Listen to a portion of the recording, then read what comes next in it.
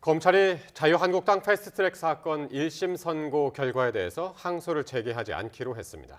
주요 사건에서 항소를 포기한 건 대장동 사건 이후 두 번째로 검찰은 구형보다 형량이 낮게 나온 건 아쉽지만 범행 동기 등을 고려했다고 밝혔습니다. 먼저 부장원 기자입니다. 패스트트랙 충돌 사건으로 지난주 1심에서 벌금형을 선고받은 자유한국당 관계자들에 대해 검찰이 항소를 포기했습니다.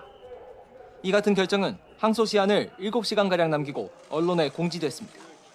앞서 1심 재판부는 특수공무집행방해와 국회법 위반 혐의로 기소된 피고인 26명에게 모두 유죄를 선고했습니다. 검찰은 현직 국회의원 6명 중 5명에게 의원직 상실형을 선고해달라고 요청했지만 선고 결과는 벌금형으로 의원직 상실 기준에는 미치지 않았습니다. 구형보다 형량이 낮게 나온 만큼 항소 가능성이 점쳐졌지만 검찰은 상급심 판단을 포기했습니다. 검찰은 입장문에서 불법적인 수단으로 입법활동을 방해해 죄책이 가볍지 않고 구형에 미치지 못한 형이 선고된 것에 대해서는 아쉬운 점이 있다고 밝혔습니다. 다만 범행 전반에 대해 유죄가 선고됐고 범행 동기가 사적 이익 추구에 있지는 않은 점, 재판이 진행되는 6년 가까이 분쟁이 이어진 점을 고려했다고 설명했습니다. 검찰이 스스로 항소를 포기하면서 2심에서는 항소를 제기한 일부 피고인들의 무죄나 감형 취지의 주장만 다투게 됐습니다. 검찰이 주요 사건에서 항소를 포기한 건 대장동 사건 이후 두 번째입니다. 검찰은 수사 공판팀을 비롯해 대검찰청과 심도 있는 검토와 논의를 거쳐 내린 결정이라고 설명했지만 논란이 이어질 것으로 보입니다. YTN 부장원입니다. 이렇게 검찰이 패스트트랙 사건 항소 포기를 밝힌 뒤 국민의힘 나경원, 이철규 의원 등은 다시 판단을 받겠다고 항소했습니다. 민주당은 집단 항명까지 했던 검찰이 왜 국회 폭력에는 조용하냐고 비판했습니다. 김다현 기자가 보도합니다. 검찰이 패스트트랙 충돌 1심 결과에 항소하지 않겠다고 발표한 지 2시간 만에 국민의힘 나경원 의원은 항소 의사를 밝혔습니다. 애초 재판에 넘기지 말았어야 할 정치 행위였는데 법원이 다수결 독재와 의회 폭주에 면죄부를 줬다면서 다시 판단받겠다고 강조했습니다. 그래서 끝까지 무죄를 받기 위한 그 행위를 노력하는 것이 대한민국 의회 민주주의를 지키는 것 아닌가 하는. 6년 전 사태 당시 자유한국당 대표였던 황교안 전 총리, 또 검찰 구형량보다 무거운 판결을 받은 이철규 의원 등도 줄줄이 항소장을 접수했습니다. 민주당은 검찰에 날을 세웠습니다. 죄책이 가볍지 않다고 인정하면서도 분쟁 최소화라는 궁색한 변명으로 항소를 포기한 건 법치주의 원칙을 스스로 무너뜨린 거라고 지적했습니다. 또 검찰이 징역형을 구형한 사안에 벌금형이 선고됐는데도 받아들이는 건 자기들이 만든 예규조차 무시한 선택적 법집행이라고 비판했습니다.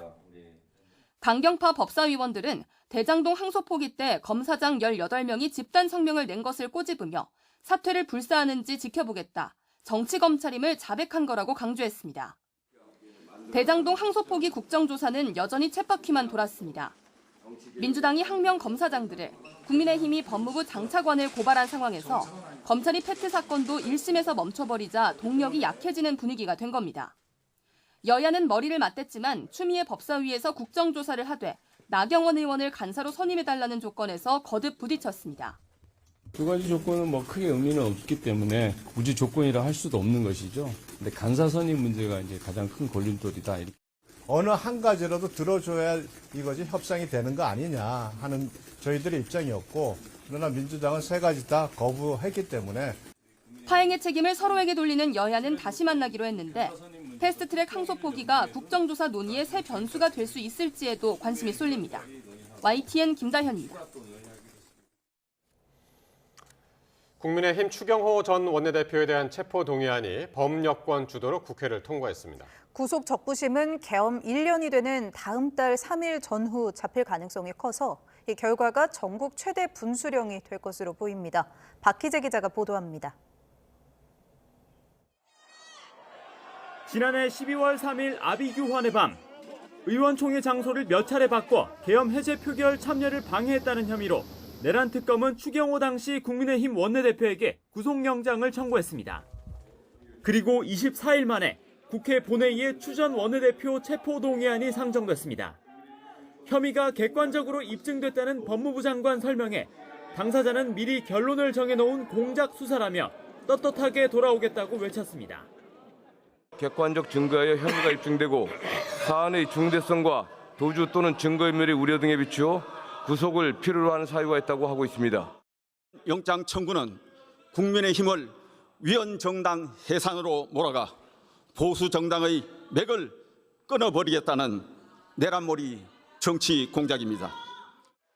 국민의힘이 표결 직전 모두 퇴장해 규탄대회를 진행한 사이 체포동의안은 법여권 주도로 넉넉하게 국회 문턱을 넘었습니다. 총 투표수 180표 중 가 172표, 부 4표, 기권 2표, 무효 2표로서 구속영장 심사는 다음 주에 잡힐 것으로 보입니다. 공교롭게도 비상계엄 1년을 전후에 결과가 나오는 건데 민주당은 특권과 변명 뒤에 숨지 말라면서 내란 청산으로 헌법소 책무를 다하겠다고 강조했습니다. 그 내란의 밤 때 우리가 죽음을 각오하고 국회 본회의장을 사수해서 비상계엄 해제 결의안을 통과시켰던 그때의 심정으로 돌아가서 정말 결연한 자세로 국민의힘은 영장 기각을 확신하며 거대 여당의 폭주는 나비 효과가 될 거라고 경고했는데 반전 계기로 삼겠다는 분위기입니다. 이것은 단순한 가결이 아니라 이재명 정권의 생명을 단축하는 정권 몰락의 트리거가 될 것입니다. 전국 냉각에 고리로 작용했던 위헌정당 해산 가능성 역시 추경호 전 원내대표의 영장 결과가 변곡점이 될 것으로 보입니다. 이래저래 12.3은 정치권의 또 한 번 운명의 날이 될 수 있습니다. YTN 박 기자입니다. 네, 이제 관심은 추경호 의원에 대한 구속영장 발부 여부인데요. 추 의원은 다음 주에 법원의 구속심사를 받을 전망입니다. 계엄 당일 있었다는 윤석열 전 대통령과의 통화가 핵심이 될 것으로 보입니다. 안동준 기자가 보도합니다. 계엄이 선포된 직후 추경호 의원은 여의도 당사로 가면서 홍철호 정무수석과 한덕수 총리에게 차례로 전화를 걸었습니다. 대통령 비서실장과 수석은 물론 국무위원들도 반대했다는 취지의 설명을 들은 것으로 특검 조사 결과 파악됐습니다. 여당 원내대표였던 추 의원이 윤석열 전 대통령의 전화를 받은 건 12월 3일 밤 11시 22분. 특검 수사 결과 윤 전 대통령이 조지호 경찰청장과 박안수 육군참모총장, 김용현 장관과 분단위로 통화하며 국회 봉쇄를 지시하던 시점입니다. 두 사람의 통화는 2분 5초 동안 이어졌는데 당사자의 설명은 이렇습니다. 오래 안 갈 거니까 걱정하지 말라는, 하여튼 이 계엄에 대해서는 걱정하지 말라는. 특검은 결과적으로 윤 전 대통령이 국회가 나서 계엄을 해제하지 말라는 요청이나 지시를 한 거라고 보고 있습니다. 이에 따라 추 의원이 의원총회 장소를 수차례 바꾸면서 계엄 해제 결의안 표결을 방해했다는 게 특검의 의심입니다. 두 사람의 통화 내용과 추 의원의 행동에 연관성이 있는지가 구속 여부를 가릴 것으로 보입니다. 추경호 의원에 대한 법원의 구속 전 피의자 신문은 이르면 다음 달 1일이나 2일 열릴 것으로 보입니다. YTN 안동준입니다.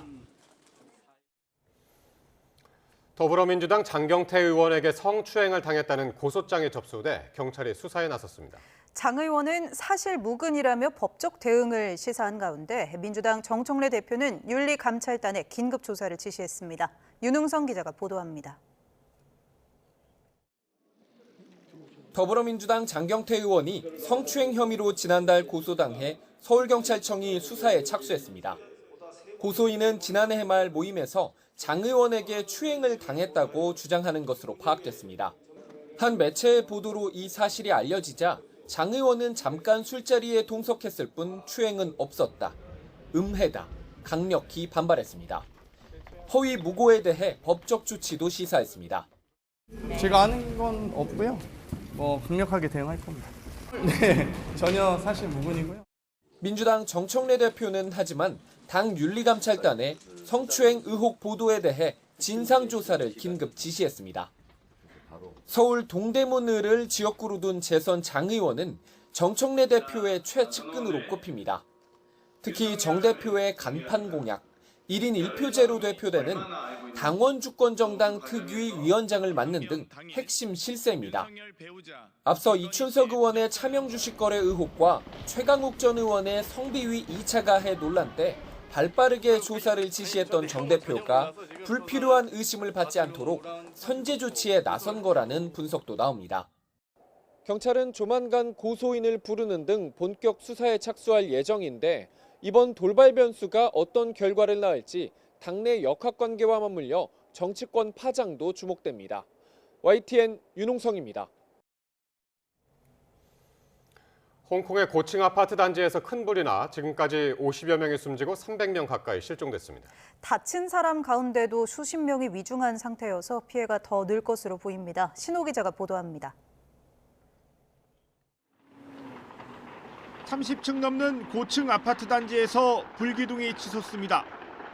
전체 8개 동 가운데 7개 동에 차례로 불이 옮겨 붙었습니다. 홍콩 북부 타이포 구역의 아파트 단지가 거대한 화염에 휩싸인 것은 어제 오후 2시 50분쯤이었습니다. 跟住走落街睇話，原來第5座燒得好犀利，即刻翻屋企執嘢咯。跟住就走落街到而家啦，都成3個幾鐘頭都有㗎啦。 밤새도록 불길이 잡히지 않았고 인명피해 규모도 급격하게 커졌습니다. 소방관을 포함해 사망자가 수십 명에 이르고 병원에서 치료받고 있는 주민도 많은 데다 특히 300명 가까운 실종자가 보고됐습니다. 首先嘅工作，最首要嘅工作就係撲滅咗今次嘅火災，同埋救援被困嘅居民。 헬기 등을 통한 화재 진압이 원활하지 않아 초기에 30층 넘는 고층 불길을 잡지 못했습니다. Besides, the temperature inside the buildings concerned are very high, so it's quite difficult for us to enter the building and go upstairs to conduct firefighting and rescue operation. 이 아파트 단지는 2,000세대 규모로 4,800여 명이 거주하는 것으로 알려졌습니다. 1년 넘게 대규모 보수 공사가 진행되고 있었습니다. 아파트 외벽에 설치된 대나무 구조물과 공사용 안전망을 타고 불이 옮겨 붙었습니다. 홍콩 당국은 경보 단계를 2008년 이후 처음으로 최고 등급인 5등급으로 올렸습니다. 화재 원인은 아직 알려지지 않은 가운데 경찰은 관련자들을 과실치사 혐의로 체포해 조사하고 있습니다. YTN 신호입니다. 홍콩 고층 아파트 단지 화재가 발생 27시간 만에 진화됐습니다. 홍콩 행정수반인 존 리 행정장관은 오늘 오후 6시 언론 브리핑에서 현재 해당 아파트 웡푸 코트에서 불이 난 7개 동 건물의 불길이 전부 통제됐다고 말했습니다. 이렇게 대규모 인명피해를 낸 홍콩 아파트 화재는 아직까지 정확한 화재 원인은 밝혀지지 않았습니다. 다만 보수공사를 위해 건물 외부에 세웠던 이 대나무 비계와 그물망 또 스티로폼 등이 화재를 키운 것으로 지적됐습니다. 김잔디 기자의 보도입니다. 고층 아파트 건물 외부로 촘촘하게 세워진 대나무 조립들인 건축용 비계와 초록색 안전망. 시뻘건 물길이 맹렬한 기세로 주변으로 옮겨붙는데 이 대나무와 그물망이 불쏘시개 역할을 했습니다. 42년 된 노후 아파트에서 발생한 불은 건조한 날씨와 바람을 타고 순식간에 아파트 8개 동 가운데 7개 동으로 번졌습니다. When you get a fully developed fire, it will lose its integrity. The fire load as it spreads up to the building will adhere to the building, be drawn into the building using a chimney effect. 홍콩 건설 현장에서 흔히 사용되는 대나무 비계는 이미 안전 문제로 올해 초 홍콩 정부가 공공사업에서 단계적으로 사용 금지를 추진 중입니다. 이와 함께 각 층 승강기 인근 창문에 설치된 스티로폼도 화재를 키운 것으로 지목됐습니다. We found the styrofoam installed outside the window, on each floor near the lift lobby, and everyone knows this material is inflammable material. 화재 초기 경보기가 먹통이어서 주민들이 불난 사실을 뒤늦게 알았다는 겁니다. 我唔喺現場，我係收到屋企人通知我先至翻嚟睇，跟住我聽翻啲居民講佢就其實係冇響過alarm嘅。 CNN은 이 아파트 주민의 36%가 65세 이상 고령자라고 전했는데 대피가 늦어지면서 인명피해를 키운 것으로 보입니다. 홍콩 경찰은 이 아파트 보수공사 책임자 3명을 과실치사 혐의로 체포해 조사하고 있습니다. 경찰은 창문을 밀봉하기 위해 사용한 보호망과 필름, 스티로폼 소재가 관련 안전 기준을 충족하지 못해 화재가 급속도로 확산했을 수 있다고 보고 있습니다. YTN 김잔디입니다. 한국은행이 4번 연속으로 기준금리를 동결했습니다. 이창용 총재는 앞으로 금리 인하와 동결 가능성을 모두 열어뒀다고 밝혔지만 인하 기조가 사실상 마무리된 게 아니냐는 해석도 나왔습니다. 손효정 기자입니다. 올해 마지막 기준금리 결정 회의에서도 한국은행은 연 2.5% 유지를 택했습니다. 지난 5월 0.25%포인트 인하를 끝으로 7월부터 4차례 연속 동결입니다. 한은은 최근 경기가 회복세에 접어든 가운데 물가 상승 부담이 커진 점에 주목했습니다. 금리 인하가 가뜩이나 오른 환율을 자극할 수 있다는 우려와 정부 부동산 대책 효과를 더 지켜볼 필요가 있다는 판단도 영향을 미쳤습니다. 가계부채도 10월 15일 대책 이전 늘어난 주택 거래의 영향으로 증가 규모가 확대될 수 있습니다. 환율은 높은 변동성을 지속하고 있어 한은은 앞으로 금리를 내릴 가능성도 그대로 유지할 가능성도 모두 열려 있다고 밝혔지만 표현은 미묘하게 달라졌습니다. 의결문에서 금리 인하 기조가 가능성으로 추가 인하 시기가 여부로 바뀌었습니다. 3개월 뒤 금리 인하 가능성을 밝힌 금통위원도 지난 8월 5명에서 이번에 3명으로 줄어들어 인하와 동결 의견이 반반으로 갈렸습니다. 사실상 한은의 금리 인하 사이클이 끝난 게 아니냐는 해석이 나오자 이창용 총재는 직접적인 설명 대신 판단을 시장에 맡겼습니다. 3대3 정도 내릴 가능성도 있다는 분도 있고 동결해야겠다는 분도 가능성이 크다고 생각하시는 분도 있고 그 과정에서 그걸 그냥 어떻게 해석하실지는 여러분이 받아들이셔야 될 것 같습니다. 최근 고환율 상황에 대해서는 금융위기 가능성은 크지 않지만 물가를 자극할 수 있다고 우려했습니다. 환율 상승 주요 원인으로는 서학개미를 다시 한번 지목했습니다. 왜 이렇게 해외 투자를 많이 하냐고 물어봤더니 정말 깜짝 놀라서 답이 쿨하잖아요. 이렇게 딱 나오더라고요. 무슨 금리 이런 게 아니라 그래서 이게 무슨 유행처럼 막 커지는 게 지금 그래서 그런 면에서 걱정이 됩니다. 이 총재는 해외 투자 쏠림 현상을 막으면 환율이 안정될 수 있다며 국민연금의 환해치가 오히려 수익성을 높여 노후 자산을 지킬 수 있다고 강조했습니다. 한은은 경제 성장률 전망도 조정했는데 올해와 내년 성장률을 각각 1.0%, 1.8%로 소폭 상향했습니다. YTN 손유정입니다. 정부의 11호 부동산 대책 이후 4주 만에 확대됐던 서울 아파트값 상승폭이 이번 주 들어 다시 꺾였습니다. 강남 3구와 한강벨트 일부 자치구 상승폭은 평균을 웃돌았는데 거래가 끊긴 상황에서 시장 왜곡이 발생할 거란 우려도 나옵니다. 최두희 기자입니다. 서울 성동구의 한 아파트, 지난 17일 전용 면적 58제곱미터가 13억 3천만 원에 거래되며 한 달 전과 비교해 8천만 원 올랐습니다. 11호 대책 이후 거래는 뚝 끊겼지만 집주인들이 이사 갈 때가 마땅치 않고 호가도 낮추지 않아 상승 거래가 이어지고 있습니다. 그러니까 여기를 팔고 갈 데가 없어요. 왜냐면 사람들이 이걸 팔고 하급지로 가지는 않거든요. 이거보다 더 좋은 데로 가셔야 되는데 이걸 팔고 그 돈 조금 남은 거 가지고 어디를 가겠어요. 사실 갈 데가 없어요. 이런 가운데 서울 아파트값은 0.18% 오르며 지난주보다 상승폭이 0.02%포인트 줄었습니다. 4주 만에 확대됐던 서울 아파트값 상승폭이 한 주 만에 다시 꺾인 셈입니다. 송파구가 0.39% 상승하며 가장 많이 올랐고 동작구가 0.35% 오르는 등 강남 3구와 용산구, 한강벨트 일부 자치구 아파트값은 여전히 강세를 보였습니다. 고가단지의 수요 쏠림 현상이 커지면서 소수 거래가 신고가로 이뤄지다 보니 가격 상승도 이어지는 모습입니다. 하지만 이런 소수 거래가 시장 전체 기준점으로 작동하며 시장 왜곡을 초래할 수 있다는 우려도 나옵니다. 강남 3구라든가 용산구 이런 주요 지역들, 특히 한강벨트 지역 중심은 현금 자산가들이 움직이는 시장이기 때문에 이게 결국에는 신고가 경신이 지속적으로 나타날 수밖에 없을 거고 결국에는 시장을 좀 왜곡시키는. 경기 지역 아파트값 상승폭도 0.08%로 지난주보다 소폭 감소한 가운데 비규제 지역으로 풍선 효과가 우려됐던 화성시는 상승폭이 둔화했고 구리시는 상승폭이 확대되며 상반된 흐름을 보였습니다.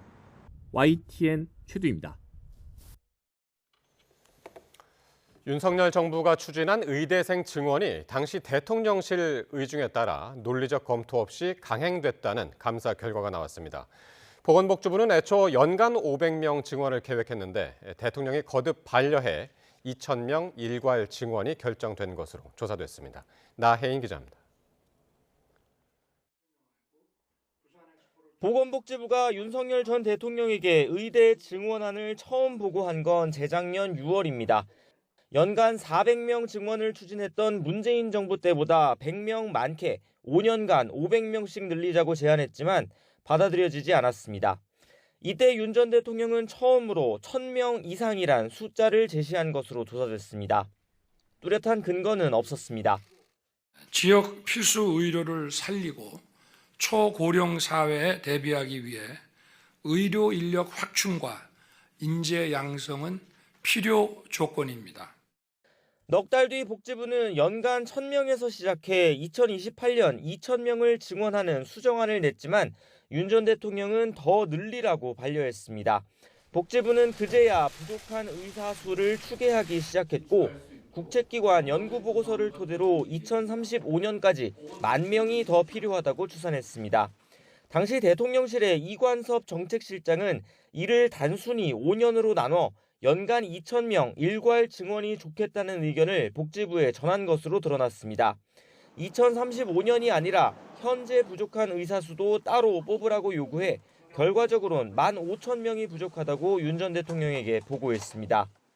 복지부가 증원 규모 결정을 근거로 활용한 부족의수 추계의 논리적 정합성이 부족하였고 복지부는 의료계 반발을 우려해 마지막까지 단계적 증원을 건의했지만 윤 전 대통령은 할 거면 한 번에 해야 한다며 반대한 것으로 조사됐습니다. 감사원은 결론을 정해두고 증원을 밀어붙인 건 책임 있는 자세가 아니고 대학별 정원을 배정하는 과정에서 의대 교수를 배제한 것도 문제라며 앞으로 계획을 짤 땐 유의하라고 통보했습니다. YTN 나인입니다.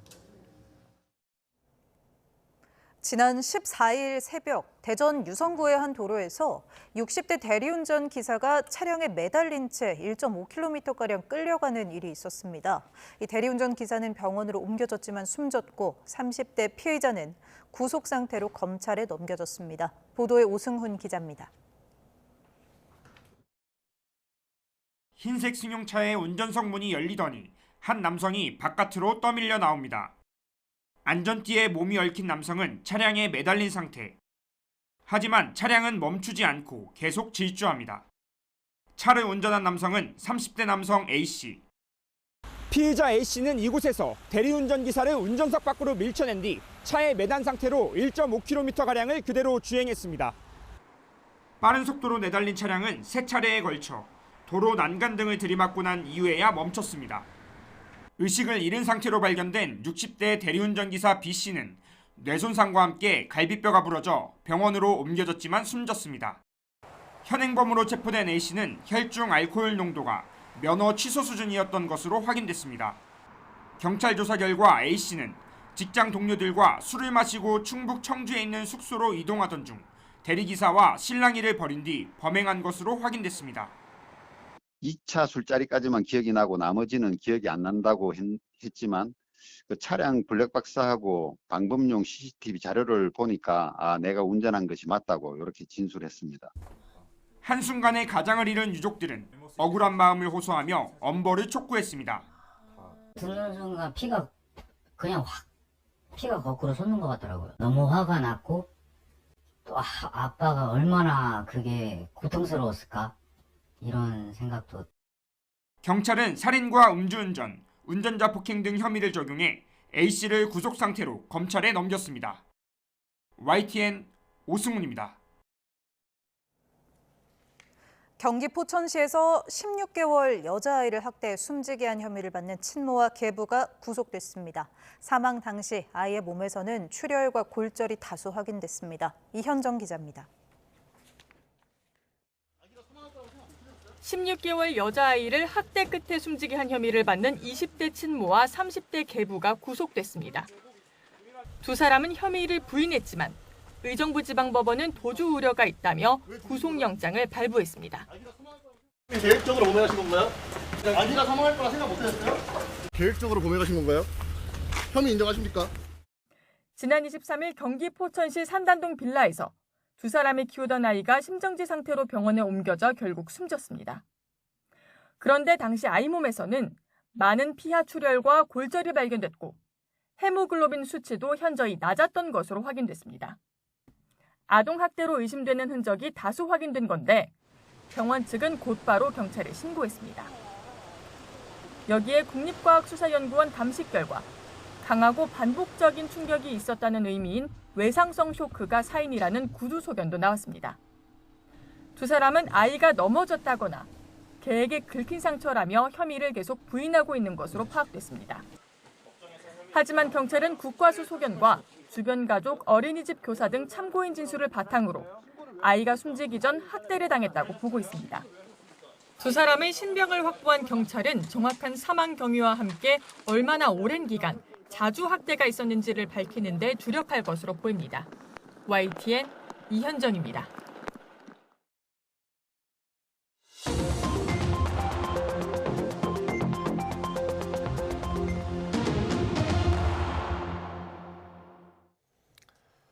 정치권 관심 뉴스 짚어보는 포커스 나이트 시간입니다. 오늘은 정옥임, 박원석 전직 의원 두 분 모시고 말씀 나누겠습니다. 어서 오십시오. 네, 안녕하십니까. 네, 국민의힘 추경호 의원에 대한 체포동의안이 본회의에서 가결됐습니다. 국민의힘 의원들은 체포동의안 상정에 반발해서 전원 불참했는데요. 표결 전에 있었던 정성호 법무부 장관과 추경호 의원의 발언 먼저 들어보겠습니다. 국회의장 및 당대표의 본회의장 집결 요구와 상충되는 당사 수집 공지를 반복 발송 유지하여 집결 장소 등의 혼선을 야기하였으며 표결을 위해 본회의장에서 대기하던 소속 의원들에게 접촉하여 본회의장 밖으로 나오도록 유도하는 방법으로 제가 계엄 해제 표결을 방해했다는 의혹은 아무런 근거 없는 악의적인 정치 공작이라는 것이 더욱 명확해졌습니다.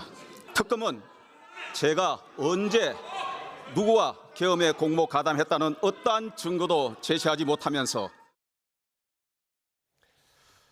네, 여야 의원들의 고성이 오가는 가운데 정성호 장관은 추 의원이 계엄 당일 계엄 해제 표결을 방해했다면서 체포 이유를 설명했고요. 추경호 의원은 정 장관의 주장을 이제 반박을 했습니다. 결국 체포동의안은 통과가 됐는데 예상됐던 결과였죠? 네, 그렇습니다. 예상했던 결과고요. 국민의힘 의원들이 집단 퇴장을 했더라도 그 민주당 의원들과 다른 정당 소속 의원들로 충분히 가결이 가능했던 그런 상황이었기 때문에 지금 12월 2일 날 아마 영장실질심사가 예정이 돼 있는데요. 2일, 3일 뭐 그 얘기 나오던데. 어쨌든 추경호 의원 본인도 그렇고 국민의힘으로서도 상당히 긴장할 수밖에 없는 상황인 것만은 분명해 보이고요. 네. 지금까지 언론 보도를 통해서 추경호 의원의 알려진 피의 사실들로 봤을 때 영장 발부까지는 좀 어렵지 않느냐 이런 관측이 상대적으로 우세함에도 불구하고 검찰이 전방위적인 수사를 특검이 벌였기 때문에 압수수색이나 이런 과정에서 지금까지 알려지지 않았던 그런 증거가 확보됐을 수도 있고 영장 실질 심사 과정에서 그 점을 특검에서 강하게 부각시킬 수도 있기 때문에 어쨌든 그 영장 실질 심사 결과가 나올 때까지는 어떤 결과를 예단하기 어려운 상황이 아닌가 싶고요. 만약에 추경호 의원의 구속영장이 발부가 되면 내란 정당 프레임이 훨씬 더 강해지지 않을까 싶습니다. 민주당 일각에서는 뭐 위헌 심판, 위헌 정당 해산 심판 청구를 해야 되는 거 아니냐 이런 주장까지 나오는데 뭐 실제 거기까지 갈지도 모르겠습니다만 어쨌든 정치적으로 국민의힘이 굉장히 공지에 몰리는 그런 상황이 발생할 수 있다 이렇게 생각합니다. 일단 오늘 체포동의안 통과만 보면은 일단 표결 상황만 보면은요. 국민의힘 이제 표결에서 이제 빠졌고 그런 상황에서 180명이 참여한 상황에서 172표 찬성으로 통과가 됐고 반대 4표, 기권 2표, 무효 2표. 개혁신당에서는 이제 반대표 던지는 의원 없다. 본인들은 이제 그렇게 얘기를 해가지고 범여권에서 이탈표가 좀 나온 것이 아닌가 이런 분석도 있더라고요. 지금 수치상으로 보면 그럴 것 같습니다. 설사 개혁신당에서 말은 그렇게 하면서 반대표를 던졌다 하더라도 3표잖아요. 그러니까 여전히 반대 한 사람이 더 있다라는 이야기거든요. 그래서 이것은 법 여건에서 나왔다라고 보는 것이 맞을 것 같고요. 그럼에도 그렇게 수치가 유의미한 수치인지에 대해서는 저는 좀 회의적입니다. 예. 예. 자, 어쨌든 이렇게 오늘 체포동의안은 통과가 됐고 중요한 건 이제 추 의원이 구속이 되느냐 이 여부인데요. 영장 심사는 이제 다음 달 초로 예상이 되는데 영장 발부 여부에 따라서 정치권은 다시 한번 큰 경랑에 휩싸일 걸로 보입니다. 여야 대표 발언 들어보시겠습니다. 우리는 오늘의 이 비통함을 가슴에 새기고 여당과 싸워 이길 수 있는 승리의 동력으로 만들어 가겠습니다. 우리는 영장이 기각될 것을 100% 확신합니다. 이제 민주당이 저지르고 있는 진정한 내란에 대한 국민의 심판이 시작될 것입니다. 국민의힘은 내란 정당으로 위헌 정당 해산 심판의 대상을 또 피할 길이 없어 보입니다. 내란 예비 음모만으로 해산당한 통합진보당의 사례에 비춘다면 국민의힘은 10번이고 100번이고 정당 해산감입니다.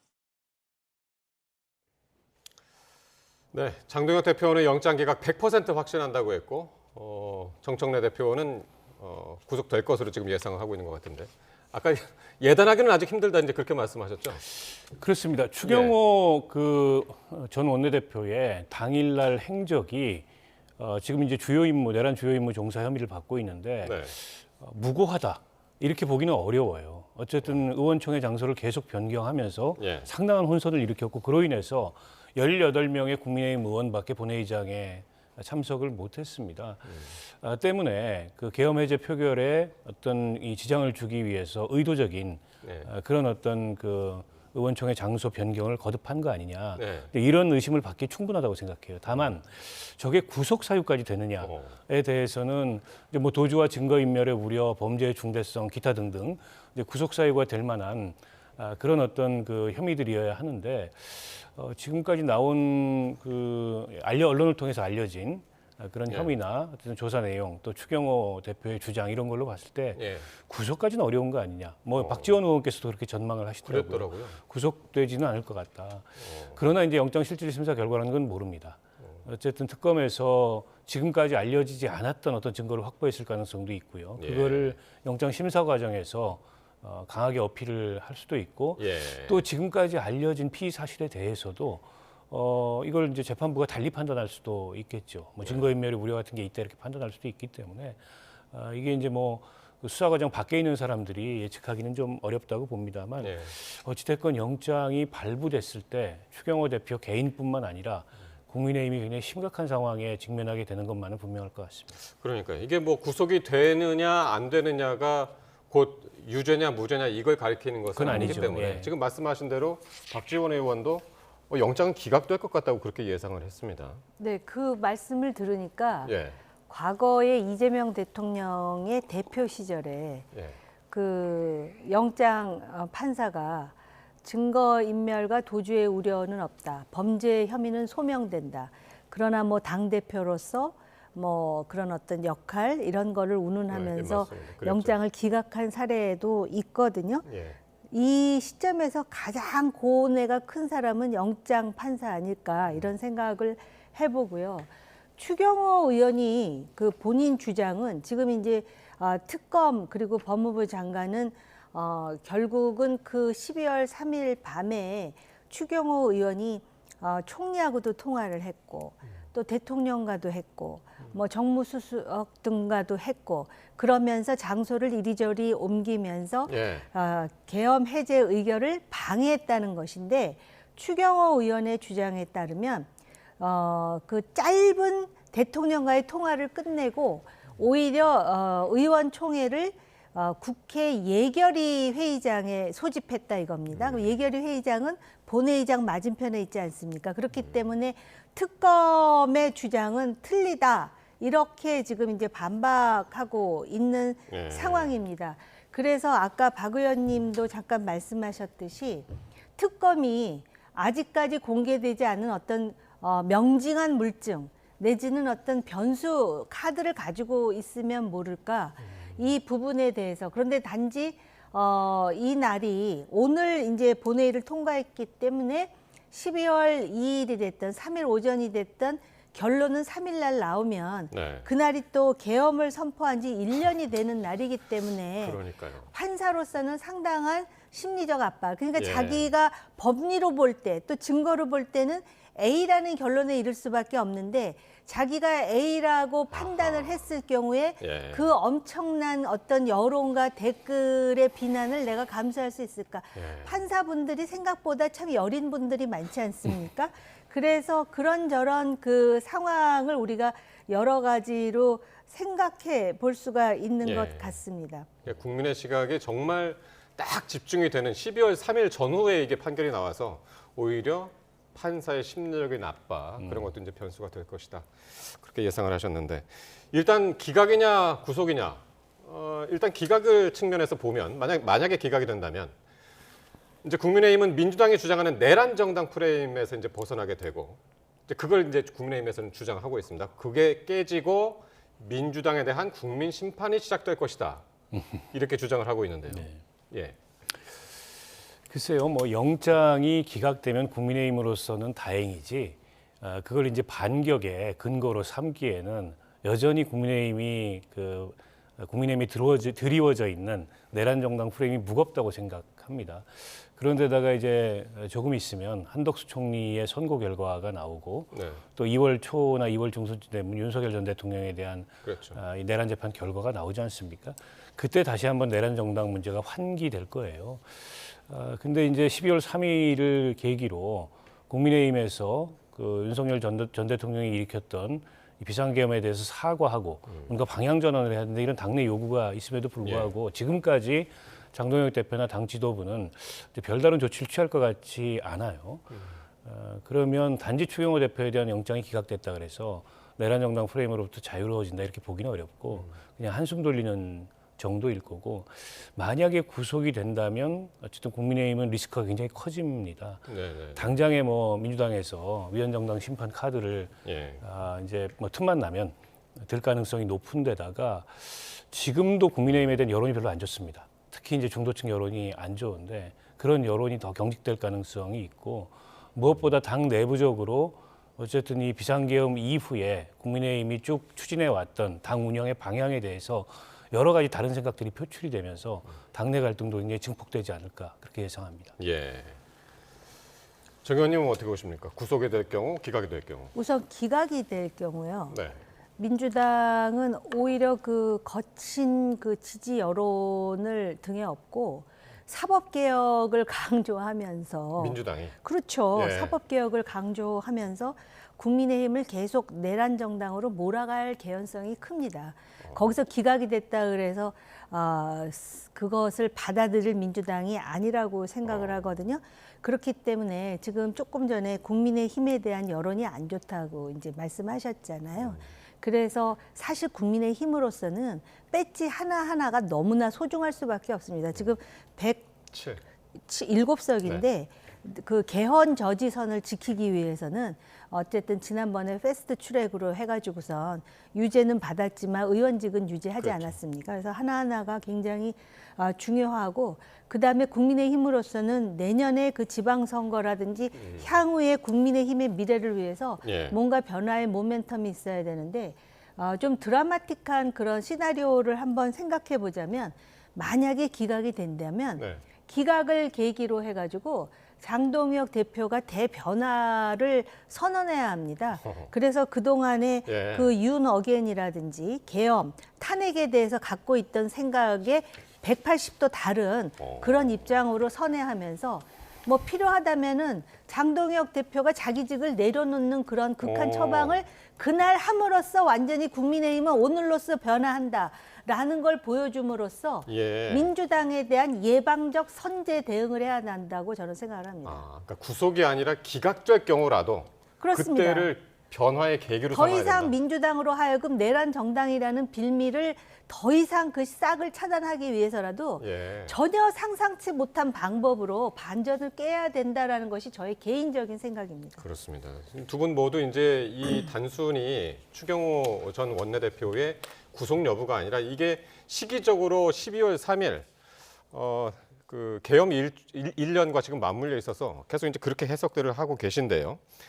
국민의힘이 그래서 이제 내부적으로도 과연 계엄 1년 사과 메시지를 내야 한다라는 주장하고 오히려 대여 투쟁에 집중해야 한다라는 목소리가 지금 맞서면서 방향을 잡지 못하고 있는데 관련 발언 한번 직접 듣고 오시겠습니다. 누군가 사과해야 된다면 저 김민수가 사과하려고 합니다. 국민 여러분, 우리 보수정당이 이재명 같은 자를 대통령에 앉혀서 죄송합니다. 무엇 하나 막지 못하고 있어 죄송합니다. 이 정도 사과하면 되겠습니까? 사과해서 이길 수 없습니다. 저들은 단 한 번도 그들의 머리를 굽힌 적이 없습니다. 저는 지도부에서도 이 사과 성찰의 메시지가 나가면 좋겠고요. 그게 안 된다고 한다 그러면 의원들이 개별적으로 목소리를 내는 것도 저는 필요하다고 봅니다. 최소한 원내 교섭단체 수준으로는 그러니까 20명 정도는 돼야지 않을까. 예, 지금 방금 들으신 것처럼 이제 수도권 초재선 의원들 중심으로는 계엄 사과를 해야 된다라고 하고 있고 앞에서 김민수 최고위원 목소리 들었습니다마는 지도부에서는 미온적이거나 오히려 대여 투쟁의 강도를 높여야 된다. 상당히 엇갈린 의견들이 막 표출이 되고 있습니다. 근데 저는 이 문제가 여전히 국민의힘 내부에서 고민거리, 논란거리가 되고 있다는 게 납득하기 좀 어렵습니다. 12월 3일로부터 1년이 지났는데 국민들이 보기에는 국민의힘이라는 정당이 한 번도 제대로 사과하거나 성찰하거나 변화하는 모습을 보이지 않았다. 이렇게 생각하거든요. 최근에 장동혁 대표가 그 연일 장애 집회에 나가서 마이크를 잡고 내놓는 메시지를 한번 들어보십시오. 이재명을 끌어내리겠다. 여기서 태극기 아스팔트 소리 듣는 게 부끄러운 게 아니고 우리가 제대로 싸우지 못하는 게 부끄러운 거다. 이런 메시지를 내고 있습니다. 그 어떤 그 성찰도 그 어떤 반성도 느껴지지 않는 그런 모습이고요.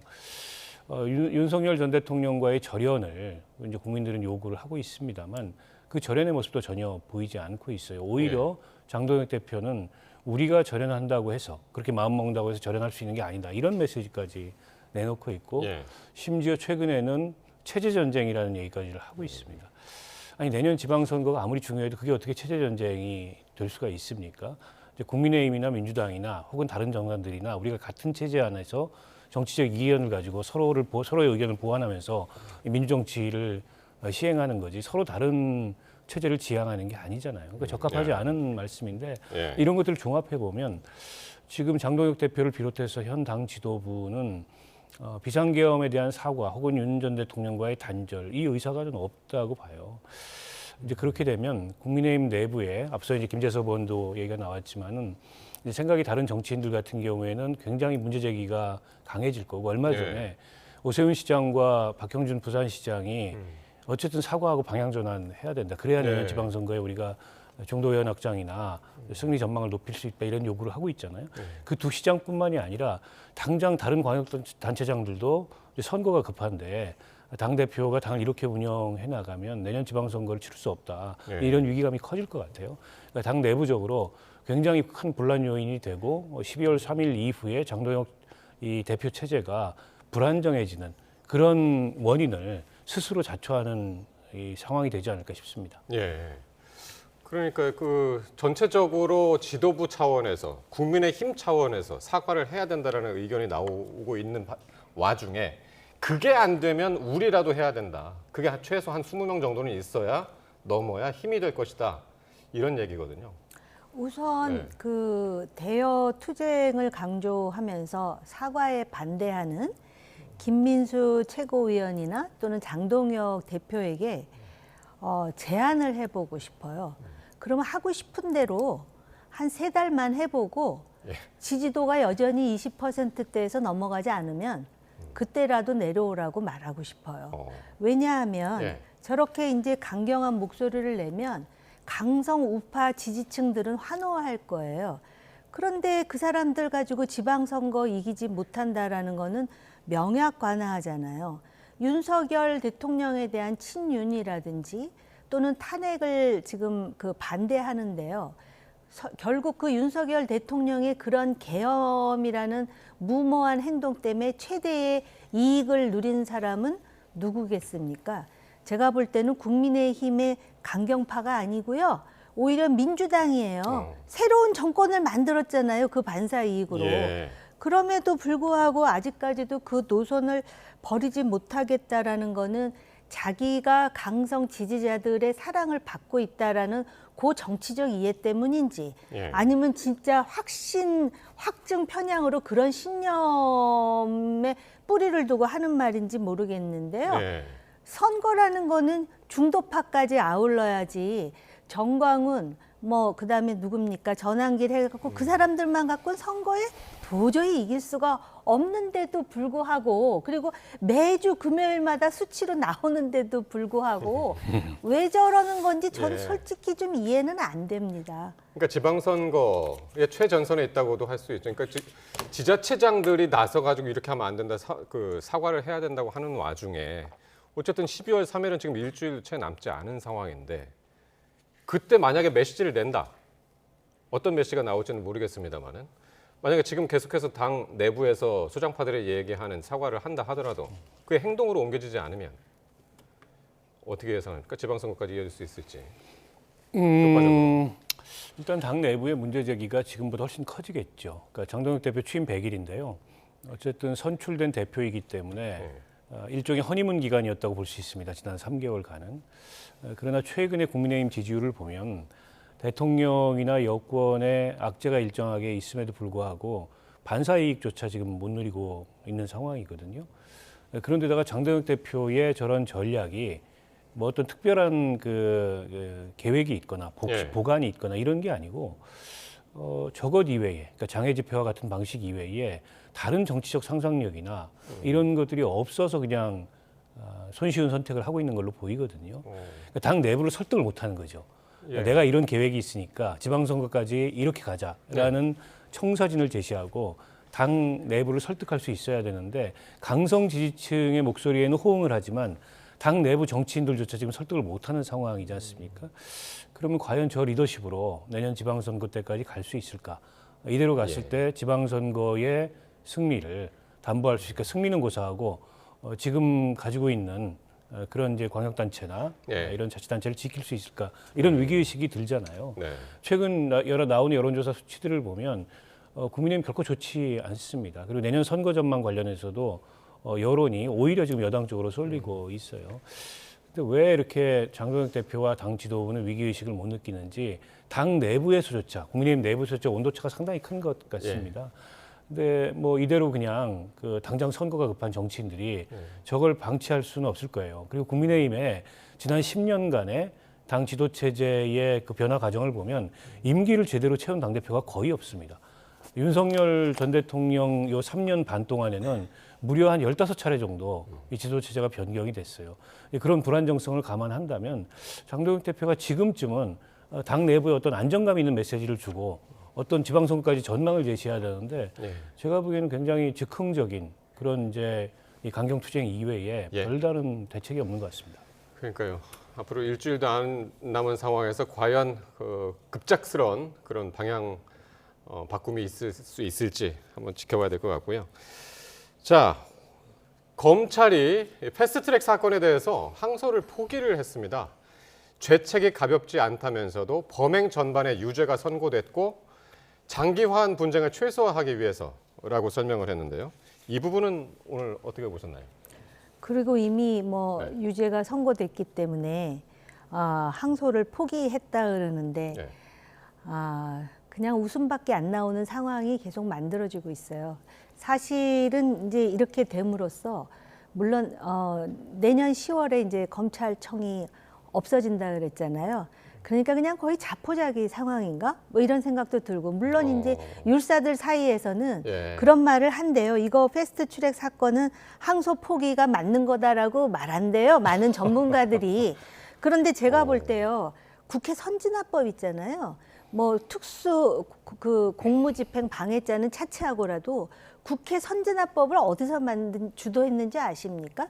제 기억이 정확하다면 새누리당의 그 젊은 그 홍모 의원을 비롯해서 우리가 만들었어요. 그런데 이 선진화법을 이렇게 무력화시키고, 이제 선진화법은 정말 그 뒷방에다가 그냥 그 가둬놓고 신경 안 써도 되는 이런 판례를 만든 거 아닙니까? 그래 놓고선 이거 잘했다 그러는데, 물론 지금 이제 당사자들은 국민의힘 의원들이지만 저는 솔직히요, 그 1심 선고가 나온 다음에 반응에도 상당히 불만이 많아요. 적어도 국민들 앞에서 어쨌든 민주당이 꼼수와 편법으로 그 자기네들이 원하는 법을 통과시키기 위해서 그런 식으로 독선적인 행동을 한다 하더라도 결과적으로 어쨌든 그걸 막기 위해서 사람을 가둬놓고 한 것에 대해서는 국민들 앞에서 그래도 사과는 해야 되잖아요. 근데 무슨 무죄가 나올 줄 알았는데 유감이다라는 말서부터 시작을 해가지고, 그런 상황에서 또 검사나 율사들은 이거 그 정도면 됐다라고 하는데, 제가 볼 땐 검사들은 자포자기고요. 민주당 입장에선 이거 가지고 많은 또 불만을 토로하지만은 속으로는 그런 생각도 할 거예요. 사실은 이것보다 훨씬 심각한, 저는 그렇게 생각합니다. 대장동 선거에 대해서 항소 포기를 했잖아요. 그러니까 많은 그 정치에 관심 없는 분들에게는 항소 포기는 이렇게 번번이 해도 되는 거구나. 이렇게 함으로써 대장동 항소 포기를 어떤 면에서는 정당화시켜주는 효과도 있더란 말이죠. 이런 면에서 저는 한국 정치와 한국의 이 검찰 시스템이라든지 사법 시스템에 대해서 굉장히 걱정이 많습니다. 그러니까요. 이게 대장동 항소 포기랑 맞물려서 더욱 이제 주목되는 사건이었는데, 대장동 항소 포기했을 때는 이제 국민의힘 야당 쪽에서 이제 많이 반발이 있었고, 그러면 이 패스트트랙 사건에 대해서는 어떻게 하는지 한번 보자 했는데 오늘 이렇게 결론이 났습니다. 항소 포기를 했습니다. 네. 그러니까 저는 대장동 항소 포기 사건에 이어서 검찰의 존재 이유를 의심케 만드는 이제 그런 결정이 아니었나 싶고요. 더군다나 항소 포기 사유가 너무 기가 막힙니다. 장기화된 분쟁을 최소화하기 위해서. 근데 검찰의 임무가 뭡니까? 검찰의 역할이 범죄를 수사하고 기소하고 공소 유지를 하는 게 검찰의 역할입니다. 검찰은 정치적 화해를 주도하거나 아니면 심판의 주체가 되고 최종적인 판결을 내리는 주체가 아니에요. 근데 범죄가 있었고, 그리고 스스로 구형했던 거에 비해서 훨씬 못 미치는, 검찰은 징역형을 구형을 했는데 벌금형이 나왔어요. 형종 변경이 일어난 겁니다. 이런 경우에 검찰이 상소를 안 한다고요? 그거는 검찰의 그 업무 처리 예규에도 벗어나고 관행에도 벗어나고 전례에도 벗어납니다. 무슨 이유로 검찰이 저런 항소 포기 이유를 들어서 항소 포기를 했는지 모르겠지만 납득하기가 어렵고요. 검찰 내부에서 지난번 대장동 항소 포기를 두고 거센 반발이 있었습니다. 18명의 검사장들이 그에 대해서 집단 연명으로 그 입장을 밝히고 검찰총장 대행에게 설명을 요구하고 했어요. 이 항소 포기에 대해서 검찰 내부가 어떤 반응을 보이는지 좀 지켜봐야 된다고 생각합니다. 자칫하면 본인들이 그때 했던 행동이 굉장히 우스워질 수가 있습니다.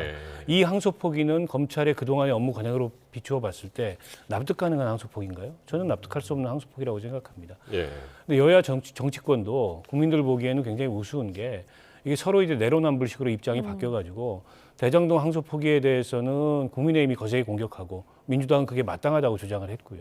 이번 항소 포기에 대해서는 거꾸로 국민의힘이 마땅한 항소 포기라고 얘기하고 민주당에서는 이거 다 감찰하고 징계해야 된다 이렇게 얘기를 하고 있어요.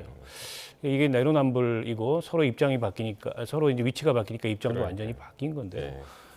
지난번 대장동 항소 포기에 이어서 이번 항소 포기를 이해할 수 없는 그런 일이 일어났다고 생각합니다. 말씀하신 것처럼 지금 그래서 이제 민주당에서 지금 이제 반발을 하고 있죠. 대장동 때는 저항하더니 왜 이렇게 조용하냐, 검찰을 향해서 이게 후한무치의 결정이다, 감찰을 해야 된다, 이렇게 이야기를 하고 있는 와중에 어쨌든 요 검찰이 항소 포기 결정을 하니까 나경원 의원하고 이철규 의원 뭐 등등해서 현역 의원들, 황교안 전 총리 항소하겠다고 했습니다. 이거 완전히 진짜 대장동하고는 완전히 뒤바뀐 상황입니다. 네, 그래서 뭐 불이익 변경 금지의 법칙인가요? 요새는 이제 아주 법조문을 전 국민이 다 알아야 되는 상황인데 결국은 그렇다면은 항소를 하더라도 지금 나온 벌금형 이상의 그런 그 선고는 나오기 어렵죠. 그러니까 자신들의 의원직은 유지하면서 항소를 한 번 더 해보겠다라는 입장인 거죠. 그러니까 이게 검찰이 항소 포기를 하나 안 하나를 보고 판단을 한 건가요? 어떻게 보십니까? 저는 아직 시간이 남았다고 생각합니다. 1시간 반이 남았어요. 법무부 장관이 수사 지휘할 수 있습니다. 예. 저 항소 포기가 잘못된 거라면 예. 저는 법무부 장관이 1시간 반 남은 시간 동안에 수사 지휘해야 된다고 생각해요. 아니 잘못된 그러니까 지난번에 항소 대장동 포기도 사건에 대해서도 공개적 수사 지휘를 했다면 문제가 그렇게까지 비화되지는 않았을 거예요. 근데 수사 지휘는 하지 않으면 사실상 영향력을 행사해서 외압 논란이 크게 일었잖아요. 이번 사건 항소 포기 저 옳지 않다고 생각하고요.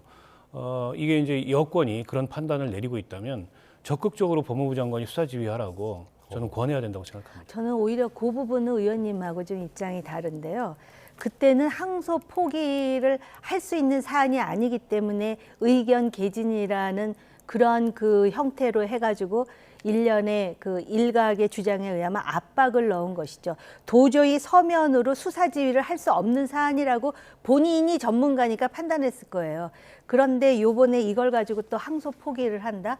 본인이 생각하더라도 그거는 너무 면이 안 서는 일이라고 생각하지 않을까요? 저는 수사 지휘 안 할 거라고 봐요. 그러니까 요거를 진짜 대장동하고 계속 비교가 될 건데 어쨌든 대장동 때는 그 공개적으로 수사 지휘를 한 것 아니고 어쨌든 비공개 그러니까 어떻게 되나 그 뒤로도 어쨌든 공식적으로 그렇게 요구는 하지 않았단 말이에요. 신중히 판단하라고 얘기했는데요. 진짜 공식적으로 하게 되면 아니 그러니까 그때도 만약에 그 항소 포기를 하려고 했다면 수사 지휘를 하는 게 맞았다고 생각하고요. 이번도 마찬가지라고 생각합니다. 저는 그 당시 항소 포기도 옳지 않았고 이번 항소 포기도 옳지 않았다고 생각하고 둘 다 항소해야 되는 사건이라고 보고요. 근데 지금 여권 내에서 이거 왜 항소하느냐 잘못됐다. 오히려 그 지금 수사 검사들 다 감찰해야 된다 이런 얘기 나오지 않습니까? 그럴 거라면 법무부 장관이 아직 시간이 1시간 반 남았으니까 수사 지휘를 하시라. 바로 잡으시라 잘못된 거를. 예. 그렇게 권하고 싶습니다. 자, 지금 이제 국회 여야가 대립하고 있는 것 중에 하나가 이제 대장동 항소 포기와 관련해서 국정조사 협상을 이어가고 있는데 오늘도 결론이 안 났습니다. 그러니까 어제 하루 전에 그러니까 국민의힘이 한 발 양보를 했죠. 법사위에서 해도 좋겠다. 특위 안 만들고 법사위에서 하자. 그렇게 이야기했는데도 오늘 다시 이게 불발이 됐단 말이에요. 네. 그러니까 민주당의 의도는 국정조사라고 제언은 했지만 이것이 그냥 슬며시 사라지기를 원했던 거예요. 그래서 사실은 국민의힘이 특위를 만들지 않고 그러면은 법사위에서 하자까지 양보를 하지 않았습니까? 그런데 이제 거기다가 나경원 의원을 간사로 넣어야 한다라는 그 있었죠. 전제가 있다 해서 이거를 빌미로 해가지고 또 이게 지금 틀어질 위기잖아요. 제가 개인적으로 생각할 때는 민주당은 계속 국민의힘이 나경원 의원을 간사로 넣어야 한다라고 주장하기를 원할 거예요. 그러면 그 핑계로 민주당은 그런 주장을 하니까 우리는 국정조사 못하겠다 해갖고 슬며시 국정조사를 빼가지고 없던 일로 하고 싶을 거예요. 그럼 국민의힘으로서는 지금 항소폭이 잘못된 거 아니에요. 그럼 어떤 식으로든 국정조사를 해갖고 이게 왜 잘못됐는지 낱낱이 밝혀야 되지 않겠습니까? 어차피 나경원 의원 간사 아니라도 지금 실질적인 간사뿐만 아니라 당대표 심지어는 뭐 동작 대비 소리까지 듣고 있는데 제가 볼 때는 이거 못 이기는 척하고 받아가지고요. 국회장에서 국정조사를 해서 대장동 항소 포기가 왜 잘못됐는지를 국민의힘의 율사들 많잖아요. 실력 발휘를 해야 되는 게 맞습니다. 예. 뭐 이 정도 사안이면 사실은 법사위 아닌 국정조사 특위를 구성해서 하는 게 맞는데 민주당이 그거는 한사코 양보할 의사가 없으니까 한다면 법사위에서 그냥 해야 되는 거죠. 근데 여기에다가 뭐 나경원 의원 간사 선임이나 또 증인 여야 동수로 채택 문제 이 문제를 붙이면 아마 민주당에서는 그걸 이유로 이제 국정조사를 안 하려고 할 가능성이 높아요. 근데 이번 이제 그 항소 포기 관련된 국정조사를 하면 청문회를 하게 될 텐데 사실은 기관 증인 이외에 별다른 증인이 필요하지 않습니다. 기관 증인들은 의무 출석이거든요. 그래서 증인 채택 관련된 뭐 여야 동수 이런 것도 사실은 별로 그렇게 실효성 있는 사족이 아니에요. 그래서 저는 국민의힘에서 진짜 할 생각이 있으면은 그냥 하자. 다른 거 다 뭐 민주당 의사대로 해도 좋으니까. 근데 국민들 입장에서 보기에는 한번 진짜 뭐가 잘못인지 시시비비를 이 한번 국민들 보는 앞에서 국정조사 청문회를 통해서 가려보면 어떨까 그런 생각이 듭니다. 이게 패스트트랙 사건하고 대장동 사건하고 같이 하자고 할 가능성은 없을까요? 조금 전에 민주당에서는 국정조사 얘기를 했거든요. 패스트트랙에 대해서는. 뭐 같이 해도 나쁘지 않을 것 같습니다. 아니 같이 한들 국민의힘에서는 더 이상 나올 게 없어요. 그러니까는 대장동 항소 포기에 초점을 맞춰가지고 어떻게 해서든지 그 진실이 무엇인지를 밝히는 게 국민의힘으로서는 야당의 역할이고 또 그렇게 함으로써 야당의 역량과 그 존재 이유를 보여줘야 된다고 생각합니다. 예, 알겠습니다. 내일 또 이 논의가 어떻게 전개가 될지 보겠습니다. 오늘 정호김, 박원석 전직 의원 두 분과 함께했습니다. 고맙습니다.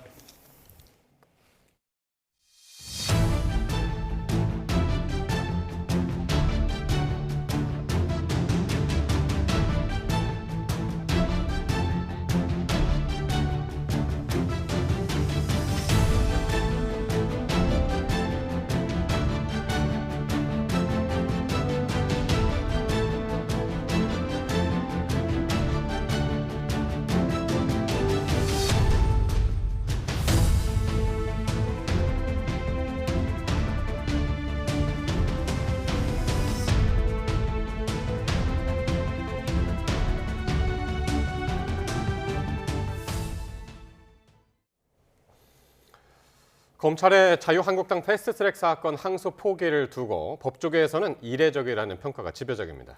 충돌 당시 자유한국당 당직자 등을 폭행한 혐의를 받는 민주당 관계자들의 1심 결과에 대해서는 검찰이 어떤 판단을 내릴지 주목됩니다. 양동훈 기자가 보도합니다. 지난 2019년 4월 국회에서 벌어진 패스트트랙 충돌 당시 자유한국당 의원과 당직자들은 정개특위와 사개특위 회의장을 맡고 농성했습니다. 더불어민주당 측에서는 이를 뚫고 회의장에 들어가려 시도했고 몸싸움이 벌어졌습니다.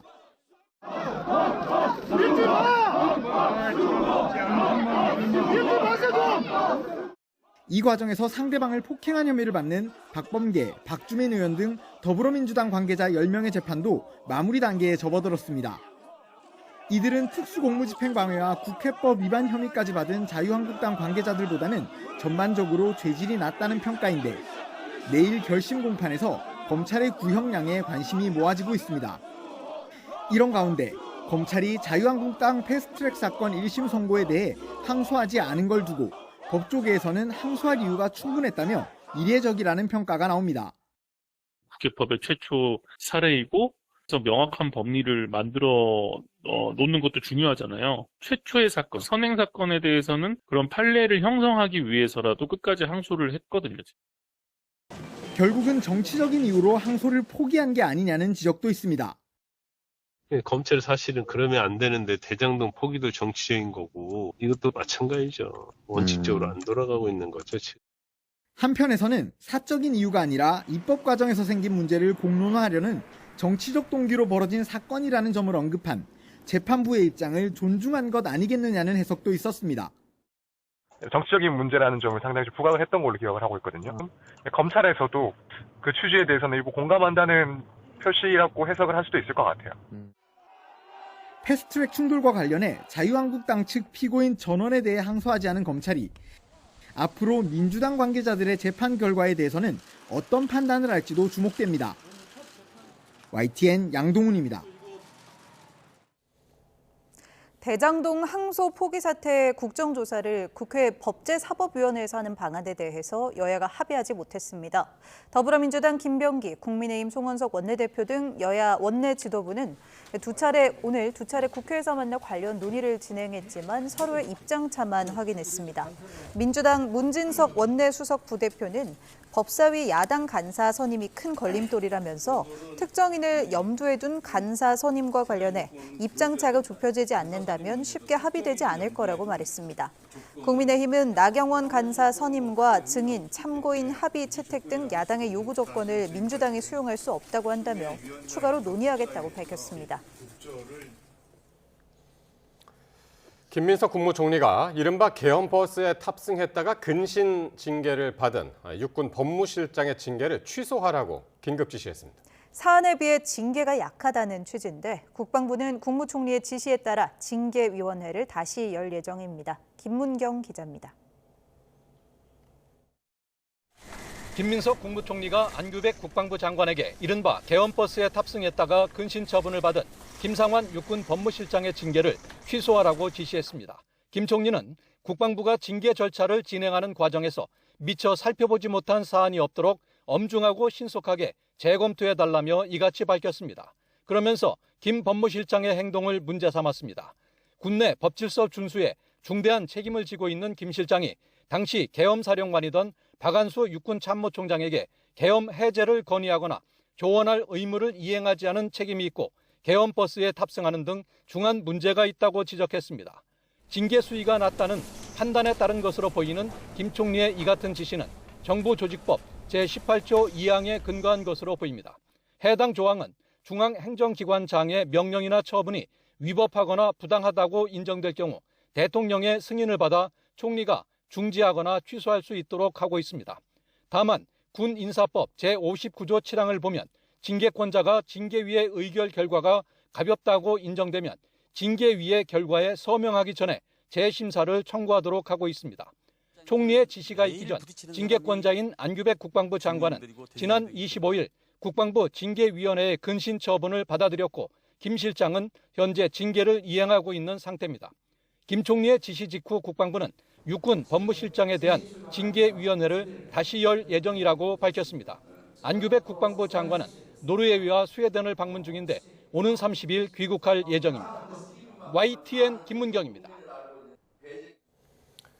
최상병 특검이 이종섭 전 국방부 장관을 호주 대사로 임명해 도피하게 한 혐의로 윤석열 전 대통령 등 6명을 추가로 기소했습니다.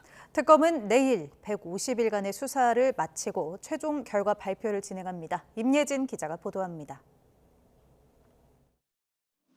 이종섭 전 국방부 장관은 최상병 수사 외압 의혹으로 사임한 지 5개월 만인 지난해 3월 호주 대사에 전격 임명됐습니다.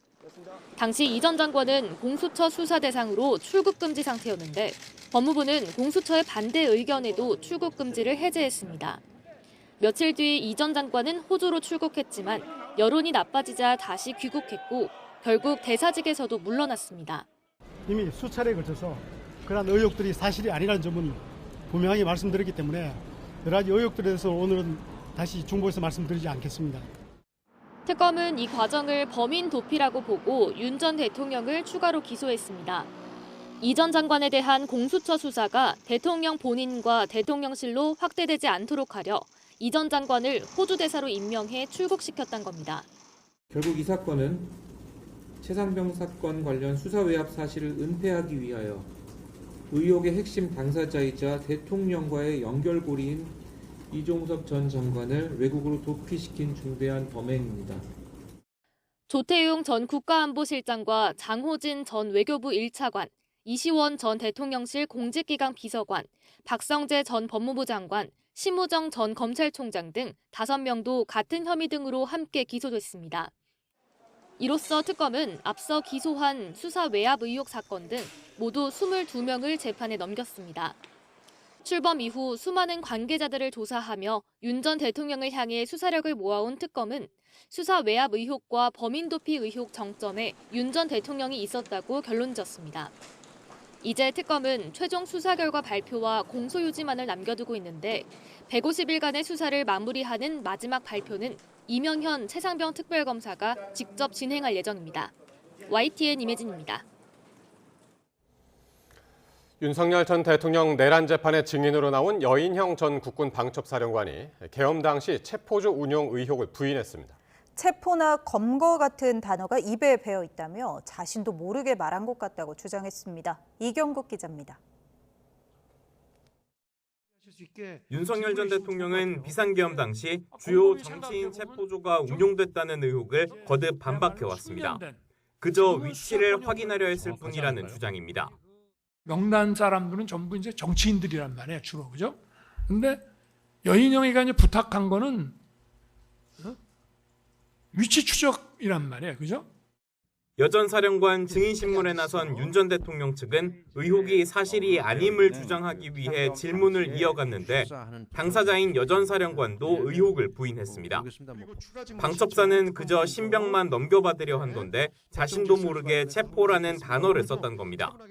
체포, 검거 그런 거 입에 배 있습니다. 그게. 그러니까 저도 모르게 뭐 체포 대상자, 체포 명단 그런 얘기를 이어 영장도 없이 체포하는 건 상식적으로 불가능하다며 계엄 당일 홍장원 전 국정원 1차장에게 체포를 도와달라고 한 적도 없다고 주장했습니다. 중앙선거관리위원회 서버를 확보하려 한 거 아니냐는 의혹에는 증언을 거부하면서도 행위를 보고 판단해달라며 호소하기도 했습니다.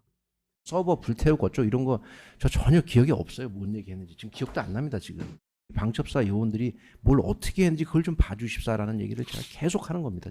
제기된 의혹 대부분을 부인한 여전사령관, 돌연 자신은 그 누구의 편도 아니라고 강조하고 나섰는데 이 마당에 누구 편을 들겠느냐며 자신은 하나님과 국민, 사랑하는 전우 외에는 누구의 편도 들고 싶지 않다고 말했습니다. 내란 우두머리 사건 재판부는 다음 달까지 주요 증인 신문을 마친 뒤 내년 1월 초 변론을 마친다는 계획입니다. 이에 따라 이르면 내년 2월 윤 전 대통령 내란 사건의 1심 선고가 내려질 전망입니다. YTN 이경국입니다. 핀테크 공룡으로 거듭나게 된 네이버와 두나무가 각기 다른 기술 융합으로 글로벌 핀테크 시장을 선점하겠다는 계획을 밝혔습니다. 하지만 두나무의 가상자산 거래소 업비트에서 400억 원대의 해킹 정황이 확인되면서 야심찬 도전 발표에 찬물을 끼얹었습니다. 박기환 기자입니다. 20조 원 규모의 핀테크 공룡 기업의 탄생을 알린 네이버와 두나무의 최고 경영진이 한자리에 모였습니다. 오픈 AI의 챗GPT가 이커머스를 노리고 가상자산 발행사인 코인베이스와 서클이 신용카드를 출시하는 새로운 글로벌 시장을 팀 코리아의 기술로 선점한다는 계획을 발표했습니다. 빅 플레이어들이 시장을 잠식하기 전에 더 빠르게 그리고 더 멀리 가기 위해서는 한국 기업들 간의 역량을 통해 글로벌 수준의 경쟁력을 확보하는 것이 핵심입니다. 네이버의 인공지능 기술력과 두나무의 블록체인을 활용한 차세대 인터넷 웹3를 통해 새로운 생태계를 조성한다는 구상입니다. 기술 인재를 키우고 더욱 안전하고 든든한 보안 환경을 구축하며 유망한 스타트업을 적극 지원하기 위해 앞으로 5년간 10조 원 이상을 투자하겠습니다. 지배력 약화 우려에 대해 이해진 네이버 의장은 사업이 우선이라면서 PC와 모바일 시대에 그랬듯 생존하기 위한 결정이었다고 이유를 밝혔습니다. 저희 혼자 해나가기 굉장히 어려운 싸움이라고 생각하고요. 좋은 기술과 이해력을 갖고 있는 회사랑 힘을 합쳐야만 저희가 또 다음 단계로 살아남을 수 있다고 생각을 합니다. 두 회사의 청사진이 발표된 날 새벽, 두나무가 운영하는 가상자산 거래소 업비트에서는 6년 만에 대규모 해킹이 발생했습니다.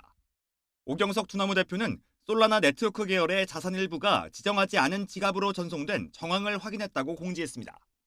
445억 원 규모의 피해 금액을 전액 회사 자산으로 충당하겠다면서 모든 가상자산 입출금 서비스를 중단하고 보안 점검에 나섰습니다. 금융당국이 사태 파악을 위한 현장 점검에 돌입한 가운데 네이버 주가는 5% 가까이 하락했습니다. YTN 박견입니다. 단돈 1,050원어치 과자 2개를 먹었다가 재판까지 갔던 초코파이 절도 사건 기억하시죠? 1심 유죄 판결로 현대판 장발장 논란을 빚기도 했는데 항소심 재판부가 원심을 뒤집고 무죄를 선고했습니다. 김민성 기자입니다.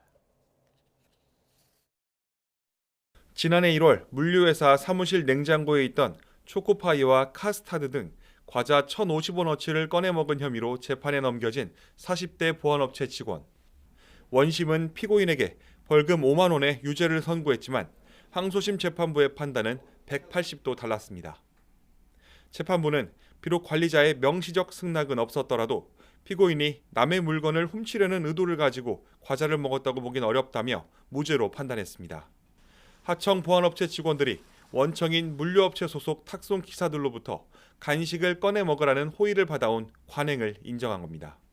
과자는 새벽마다 일찌감치 사무실 문을 열어 밖에서 기다리지 않게 해준 데 대한 일종의 감사 표시였던 것으로 알려졌습니다. 실제로 피고인의 보안업체 동료 직원 39명은 이 사건 전까지 과자를 먹고 문제된 적이 없다는 진술서를 냈고 법정에 나온 탁송기사 역시 이런 관행이 있었다고 들었다는 취지로 증언했습니다. 피고인에게 과거 절도 등 전력이 있어서 불리할 거란 관측도 있었지만 재판부는 사건의 전후 사정을 더 중요하게 판단한 것으로 보입니다. 검찰 쪽에서 선고유예 구형을 하셔서 어느 정도는 위험 부담을 조금은 줄인 상태에서 선고를 받을 수 있어서 너무 좋았고 그 결과가 나온 게 전 너무 기쁘고 피고인은 선고 이후 노조를 통해 낸 입장문에서 재판부의 온정과 관심 덕분에 명예를 회복했다며 감사를 표했습니다. 그러면서 호의를 기반으로 한 수십 년 관행이 한순간에 범죄가 된 상황이 안타깝다며 치욕스럽고 힘겨운 나날을 보냈다고 그간의 소회를 덧붙였습니다. 이번 무죄 판결로 피고인은 경비업법상 결격 사유를 피해 일자리도 계속 지킬 수 있게 됐습니다. YTN 김민성입니다. 대통령 명의의 허위 대국민 담화문이 인터넷에 퍼져 경찰이 추적에 나섰습니다. 경찰청 국가수사본부는 오늘 해외 주식 양도소득세율이 오르고 보유세가 새로 만들어진다는 내용의 허위 대통령 담화문이 유포 중이라고 밝혔습니다. 이에 따라 서울경찰청 사이버수사대에 입건 전 조사를 지시했다면서 정부 정책에 심각한 혼란을 줄 수 있는 중대한 범죄 행위인 만큼 유포 경위를 파악한 뒤 엄중 조치할 예정이라고 설명했습니다. 미국 최대 명절인 추수감사절부터 다음 날 이어지는 블랙 프라이데이 기간 역대 최대인 1억 8,690만 명이 쇼핑에 나설 전망입니다. 쇼핑 금액도 연말 시즌 사상 최대 규모인데요. 1조 달러, 우리 돈으로는 무려 약 1,470조 원의 지출이 이뤄진다고 합니다. 뉴욕에서 이승윤 특파원입니다. 추수감사절부터 블랙 프라이데이, 12월 1일 사이버 먼데이까지 닷새 동안 미국에선 1억 8,690만 명의 인파가 쇼핑에 나설 전망입니다. 지난해 1억 8,340만 명보다 많은 수치로 역대 사상 최대 규모를 기록할 것으로 전미소매협회는 예측했습니다. I will buy turkey, yam, rice, beans. Everything that Hispanic, we're Hispanic and we use everything is here. The deals for Thanksgiving and holidays are tremendous, just tremendous, really.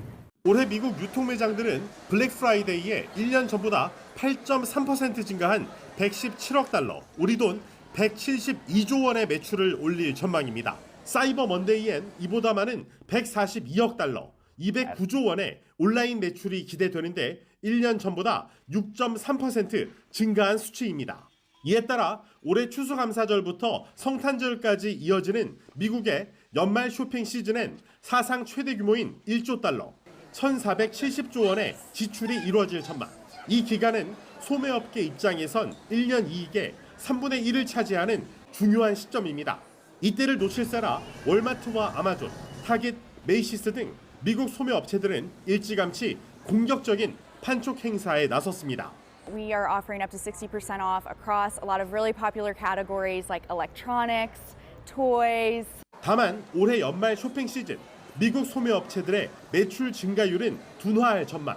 트럼프 대통령의 관세로 타격을 입은 소매 업체들이 할인 판매를 줄여 소비자들의 지출도 감소할 가능성이 커졌기 때문입니다. 실제로 선물과 장식품, 카드, 식품, 사탕과 같은 명절 상품에 대한 올해 미국인 1인당 평균 지출은 890달러로 지난해보다 12달러 정도 줄어들 전망입니다. 뉴욕에서 YTN 이승윤입니다. 오늘 아침 출근길 그리고 저녁 퇴근길 다들 어떠셨나요?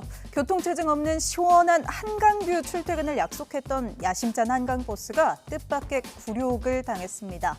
한 유튜버가 한강버스와의 대결에 나선 건데요. 결과는 함께 보시죠.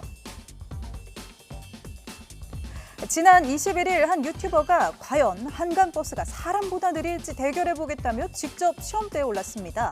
동선은 마곡에서 잠실까지 무려 27km가 넘는데요. 실제 운행거리에 맞춰 이렇게 한강버스가 출발한 마곡에서부터 4분 42초 정도의 페이스로 달려 한강버스를 따라잡아 보기로 합니다. 초반에는 운행거리가 조금 더 긴 만큼 한강버스가 먼저 선착장을 떠나서 내내 앞서가나 싶었는데요. 이렇게 두 다리로 열심히 달리다 보니 어느새 격차가 점점 좁혀집니다. 레이스가 3km 정도 남은 24km 지점에서 한강버스가 이렇게 다시 보이죠? 있는 힘껏 마지막 스퍼트를 냅니다. 결국 한강버스가 잠실 선착장에 도착하기 전 유튜버가 두 다리로 먼저 결승점을 통과하면서 경주는 인간의 승리로 끝나게 됐습니다. 심지어 한강버스는 정박에 시간이 걸리면서 예상 도착 시간보다도 5분 더 늦게 승객들이 내리기 시작했네요.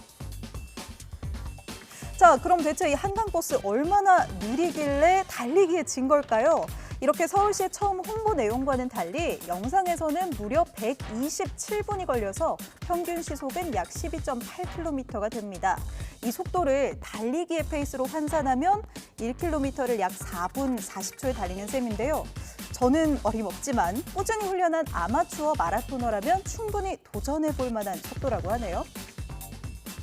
도입 이후 내내 느린 속도로 국내 첫 수상 대중교통이라는 취지가 무색해진 한강버스에 이렇게 달리기로 추월당하는 영상까지 올라오자 누리꾼들도 다양한 반응을 보였습니다. 마냥 웃을 수만은 없는데요. 과연 앞으로 진정한 시민의 발이 될 수 있을까요? 다음 소식입니다. 제주의 대표적 오름 중 하나인 애월읍 녹곰의 오름 정상의 전망대인데요. 텐트 같은 캠핑 장비들이 여기저기 늘어서 있습니다. 나흘 전 제주도청 홈페이지 게시판에 올라온 사진인데요. 이 글쓴이는 아침 일찍 텐트가 깔려있고 밤새 술을 마시거나 고기를 굽는 사람들이 있다. 불까지 쓰니 산불이 걱정되고 전망대를 사실상 점거해 불편이 크다고 말했습니다. 실제 첨부된 사진을 보니 부탄가스 여러 개와 취사 도구까지 보이고 불을 피워 취사한 듯한 흔적도 포착됐는데요. 이 녹곰의 오름의 정상은 야경 명소로 입소문이 나면서 최근 캠핑족이 급증했습니다. 그 여파로 전망대 혼잡, 주차 공간 부족, 쓰레기 투기, 용변 처리 문제 등으로 각종 민원이 누적되고 있는 상태입니다. 제주도는 이 녹곰의 오름에서의 캠핑과 취사 모두 불법이라며 적발 시 최대 100만 원의 과태료를 부과하겠다고 밝혔습니다.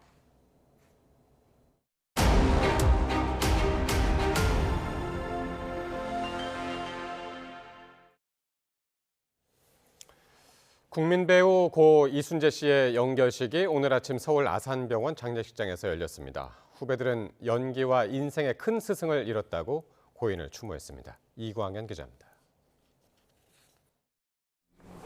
인자한 미소를 짓고 있는 고인의 영정사진 옆으로 금관 문화훈장이 놓여 있습니다.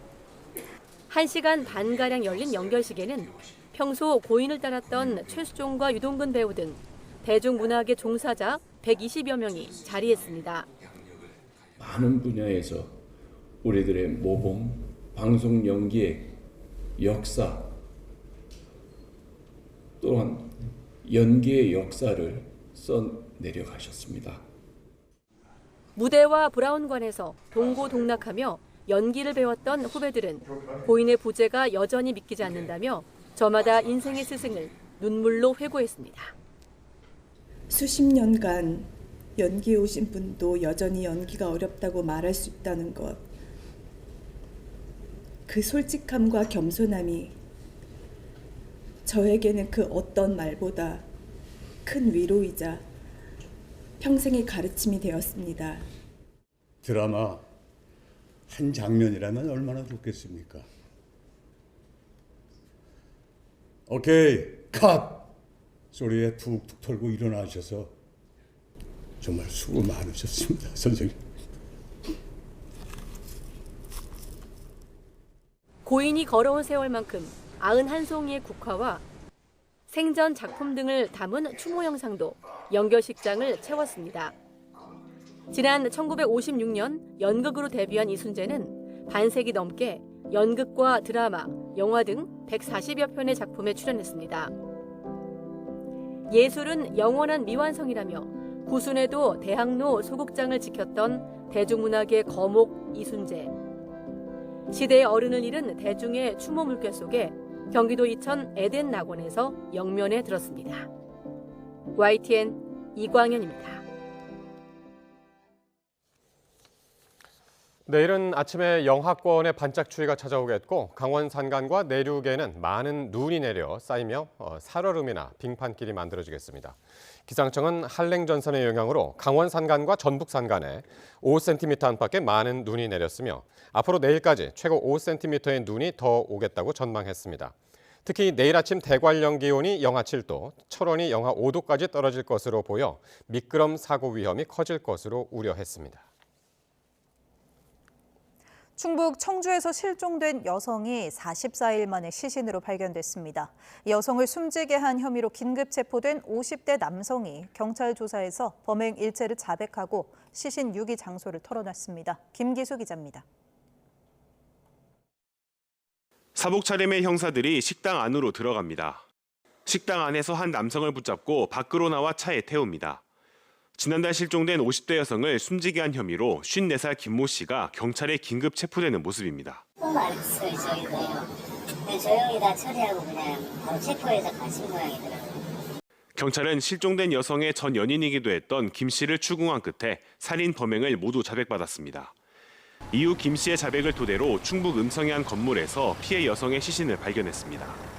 지난달 14일 충북 청주의 한 회사에서 자신의 차를 타고 퇴근한 뒤 실종된 지 44일 만입니다. 앞서 김 씨는 피해자 차량의 번호판을 바꿔 타고 다니며 경찰 추적을 따돌리다가 충주에 버리기도 했습니다.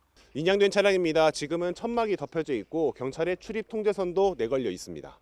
경찰은 구속영장 신청을 거쳐 김 씨의 신병을 확보한 뒤 정확한 범행 동기를 계속 수사할 방침입니다. YTN 김기수입니다. 전 서울 도봉경찰서장과 경감인 간부급 경찰관이 불법 코인 환전소 업자로부터 뇌물을 받고 수사 편의를 제공한 혐의로 구속 기소됐습니다. 금품이나 향응을 받고 수사 정보를 알아봐주는 등 도움을 준 걸로 조사됐습니다. 유서현 기자입니다. 얼마 가능하냐? 형님이 인심 쓰는데 1,200은 안 될까라는 등의 대화가 오갑니다. 수사 정보를 대가로 뒷돈을 챙긴 혐의로 구속 기소된 전 도봉경찰서장 A 총경이 불법 코인 환전소 업자에게 보낸 메시지입니다. 이들 일당과 유착한 간부급 경찰관은 A 총경뿐 아니라 B 경감까지 2명이었습니다. A 총경은 코인 업자 C씨를 통해 투자했다 손실을 보고도 투자금의 1.5배가 넘는 7,900만 원을 받은 것으로 조사됐는데 이 돈은 C씨의 범죄 수익이었습니다. 이 대가로 C씨에게 변호사를 소개해주고 도주한 사람을 잡아달라는 부탁을 받은 뒤 지인에게 검거를 지시하는 등 범행에 조력한 것으로 파악됐습니다. B 경감은 일당에게 명품 지갑이나 신발, 코트 등 구체적인 품목을 요구하며 1,000만 원 상당의 금품과 향응을 받은 것으로 조사됐습니다. 일당이 운영하던 불법 코인 환전소의 관할 경찰서 소속이었던 B 경감은 A 총경을 통해 이들을 알게 된 뒤 범행에 가담하기 시작했는데 관련 사건 진행 상황을 알아봐주거나 담당 경찰관에게 범행에 쓰인 계좌의 지급정지 해제를 요청하는 등 수사에 개입하려 한 정황도 포착됐습니다. 검찰은 경찰이 송치한 보이스피싱 사건 기록을 검토하는 과정에서 범죄 수익이 A 총경 등 경찰 간부 2명에게 흘러간 사실을 확인하고 사건의 전모를 밝혀 A 총경과 B 경감, 환전소 대표이사 등 7명을 재판에 넘겼습니다. 구속 기소된 2사람은 모두 직위 해제됐는데 A 총경은 투자 개념으로 5천만 원을 건넸다가 이자를 더해 되돌려받은 것이라며 혐의를 부인하고 있습니다. YTN 유서연입니다. 070 번호로 전화가 걸려오면 해외에서 사기 전화를 한 것으로 의심해서 자주 끊는 경우가 있죠. 그런데 이 070을 010 번호로 변환하는 불법 중개 장비를 활용해 350억 원대 피싱 범죄를 도운 일당이 경찰에 적발됐습니다. 송수현 기자가 보도합니다. 경찰이 급습한 가정집 곳곳에서 휴대전화 수십 대가 나옵니다. 거실은 물론 책상 밑과 옷장 안에서도 충전 중인 휴대전화들이 발견됩니다. 모두 대포폰으로 해외에서 070으로 걸려온 전화를 국내에서 010 번호로 바꿔주는 불법 중개 장비들입니다. 현시간부로 현행범인 체포하는 거예요. 네? 전기통신사업법 위반이고. 번호 조작을 의뢰한 일당은 해외 사기 조직들이었습니다. 자신들이 쓰는 인터넷 전화번호인 070을 개인 휴대전화 번호인 010으로 조작하면 사람들이 더 쉽게 속을 것으로 본 겁니다. 카톡에 자기라고 하면서 자기 얼굴과 자기 여자친구라고 함께 찍은 프로필 사진까지 올려놓고 범행을 했기 때문에 피해자들은 믿었던 겁니다. 지난해 10월부터 1년여 동안 이 같은 중개 장비를 활용한 사기 범죄에 국내에서 768명이 속아 354억 원을 뜯겼습니다. 수십만 원에서 최대 27억 원까지 뺏긴 경우도 있었습니다. 제가 직업이 또 택배기사여서 사실 010으로 온 전화는 어떤 고객이 전화를 주실지 모르기 때문에 항상 무조건 받는 사람인데 경찰은 전국 11개 시도에서 불법 중개소 51곳을 단속했습니다. 검거된 조직원 63명은 통신장비 관리만 해주면 돈을 준다는 홍보글을 보고 참여한 경우가 많았는데 자신의 집 등에 중계기를 설치한 대가로 매달 400에서 600만 원을 받은 것으로 조사됐습니다. 10대부터 60대까지 연령층도 다양했고 심지어 가족이나 연인이 함께 가담한 경우도 있었습니다. 경찰은 번호 조작 장비를 관리하는 것도 범죄에 가담하는 거라고 강조하고 모르는 010 번호의 경우 피싱 범죄 가능성에 유의해달라고 당부했습니다. 또 해외에 있는 것으로 파악된 총책 1명과 관리책 2명에 대해 인터폴 적색 수배를 내리고 추적을 이어갈 방침입니다. YTN 송수연입니다. 최근 치솟는 집값에 이를 영업에 악용한 중개업자들이 적발됐습니다. 의뢰도 안 받은 매물을 시세보다 훨씬 싸게 올려 고객을 유인한 건데 이런 업체를 거르려면 어떻게 해야 할까요? 이형원 기자가 취재했습니다. 한 사이트에 올라온 부동산 매물들입니다. 하나같이 깨끗하고 인테리어도 잘 돼 있는데 가격까지 저렴합니다. 수도권에 있는 방 3개짜리 빌라가 1억 원대에 그치는 등 시세보다 1억 넘게 싼 경우도 있습니다. 클릭할 수밖에 없는 이 매물들, 알고 보니 의뢰도 받지 않고 무단 등록한 것으로 드러났습니다. 서울시가 최근 시민 제보를 받고 조사한 중개업소 가운데 3곳이 이런 미끼 매물을 올린 겁니다. 다른 부동산이 올린 사진을 마음대로 갖다 쓴 건데 무려 1,100건이 넘습니다. 설명을 어떻게 저희가 이걸 하니까 뭐죠? 임대인한테 직접 받아서 한 것도 아니고 그 사진 없는 집들은 비슷한 거 갖다가 붙이는 경우도 있고 허위죠. 중개보조원이 중개사처럼 상담하고 현장 방문을 전담하기도 했습니다. 이들이 중개 업무를 보조할 때는 반드시 신분을 밝혀야 하는데 법을 위반한 겁니다. 보조원 고용 사실을 신고조차 하지 않거나 공인중개사의 휴대전화를 보조원에게 주고 광고를 올리도록 한 것도 적발됐습니다. 등신동 문의주셔서 전화드렸고요. 매물 언제 보실 예정이세요? 중개 보조원이시나요? 네. 서울시는 이 업체 3곳에 대한 수사를 의뢰하고 해당 자치구의 과태료 등 행정처분을 요청했습니다. 이와 별개로 국토교통부에는 실명 인증 강화와 광고 의뢰서 첨부 등 재발 방지 시스템 구축을 건의하는 한편 미끼 매물로 피해를 보지 않도록 시민들이 스스로 조심해달라고 당부하기도 했습니다. 국토부에서도 그 실거래가를 공개를 하기 때문에 주변에서 시세가 나오기 때문에 유독 낮다고 하면 의심을 해봐야 됩니다. 진짜 매수인이 매물을 내놓은 건지 확인할 필요가 있습니다. 또 중개 보조원 소개로 계약했다가 피해를 보면 책임 소재가 불분명해질 수 있는 만큼 명함을 받아 공인중개사인지를 꼭 확인해야 한다고 강조했습니다. YTN 이영훈입니다. 축구선수 손흥민 씨의 아이를 임신했다면서 돈을 뜯어내려 한 일당에게 검찰이 징역형을 선고해달라고 요청했습니다. 검찰은 서울중앙지방법원에서 열린 20대 양모 씨의 공갈 미수 혐의 결심 공판에서 징역 5년을, 함께 기소된 40대 남성 용모 씨에게는 징역 2년을 구형했습니다. 검찰은 양 씨가 철저한 계획범죄로 사안이 중대하고 죄질이 불량해 피해자의 정신적 고통이 상당할 걸로 보인다고 이유를 설명했습니다. 용 씨도 15회에 걸쳐 협박하는 등 죄질이 극히 불량하지만 수사 과정에 협조하고 미수에 그친 점을 참작해달라고 덧붙였습니다. 학교 자금을 횡령한 의혹을 받는 학교 법인 휘문의숙 이사장과 임직원들이 검찰에 넘겨졌습니다. 서울경찰청 반부패 범죄수사대는 지난달 말 휘문고재단인 학교법인 휘문의숙의 김정배 이사장과 임직원 등 3명을 업무상 횡령, 사립학교법 위반 등 혐의로 불구속 송치했습니다. 이들은 사립학교법상 휘문고 학교 회계로 들어가야 할 학교 수입을 법인 회계로 처리하고 학생들을 위해 사용해야 할 돈을 재단 임의로 지출한 혐의 등을 받습니다. 홍콩 고층 아파트 단지에서 발생한 화재가 27시간 만에 진화된 가운데 사망자가 65명으로 늘어났습니다.